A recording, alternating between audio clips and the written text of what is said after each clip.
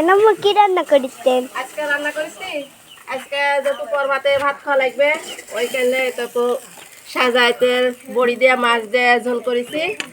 আর এই তো সেহেরির গরুর মাংস আর আলু দিয়ে রান্না করবো, দেশি আলু। আমাদের রান্না বুঝলেন। পয়লা উজাত বলে ভালো মন্দ খালে গোটা রোজারাই বলে ভালো যায়, ভালো ভালো খাওয়া হয়। ওইখানে আজকে গরুর মাংস এনে দিচ্ছে দেখো। আজকে পরভাতে এরা ভাত খাবো লাগে। আর এগুলা সাজারেতে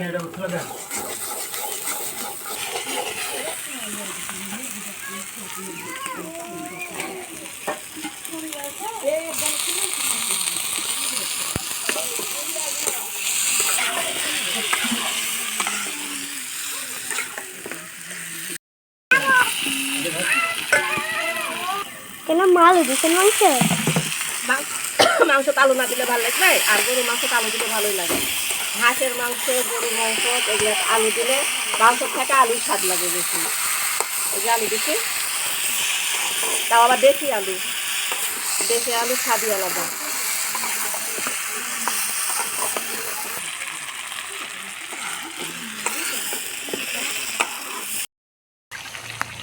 এখন আমার মাংস রান্না হয়ে গেছে, এখন জিরা ভাজা দিয়ে নামা দেবো।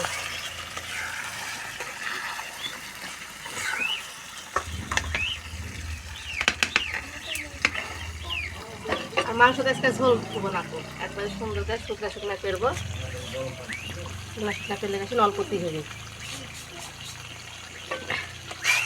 আর রোজার সময় ঝোলের মাংস খাইতে ভালো লাগবে রানি। আর এটা সেহেরির সময় খাবো, একটু শুকনা শুকনা করে যেন এক পিস করে নিবো, আর যেন খাওয়া হয়ে যায় ভাত লম্বা। এটা আরো শুকনা শুকনা হবে, একবারে করবো না তো, জাল দিতে দিতে ইয়ে হবে না, কালো কালো হয়ে যাবে। তোমার মাংস রান্না কেমন হচ্ছে অবশ্যই জানাবেন। আর সবাইকে অগ্রিম রোজা মোবারক। আল্লাহ যেন সবার রোজা ভালোভাবে ইয়া করতে পারে, সবাই যেন ভালোভাবে রোজা করতে পারে, আল্লাহ যেন সব সুস্থ হয়।